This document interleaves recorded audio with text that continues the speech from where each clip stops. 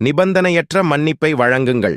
குடும்பத்திலோ நண்பர்கள் மத்தியிலோ உறவுகள் மத்தியிலோ ஒருவர் உங்களுக்கு விரோதமாக செய்த சில துரோகங்களால் நீங்கள் கடுமையாக பாதிக்கப்பட்டு அதிகமாக காயப்பட்டு அந்த தவறுகளை மறக்கவும் முடியாமல் அந்த மனிதரை மன்னிக்கவும் முடியாமல் தவிக்கும்போது ஆண்டவரோ தவறு செய்யாத உங்களிடம் இடைப்பட்டு துரோகம் செய்த அந்த மனிதரிடம் முதலில் நீ போய் நிபந்தனையற்ற மன்னிப்பு வழங்கு என்று உணர்த்தும்போது அதை ஏற்றுக்கொள்ள முடியாதபடிக்கு சற்று தயக்கம் காட்டலாம். ஆனால் அவரது அவசியமான அன்பான உணர்த்துதலுக்கு நீங்கள் கீழ்ப்படிந்து காயப்படுத்தினவரிடம் போய் மனப்பூர்வமாய் நிபந்தனையற்ற மன்னிப்பு வழங்கிப் பாருங்கள் அல்லது அம்மனிதரை மன்னித்துப் பாருங்கள்.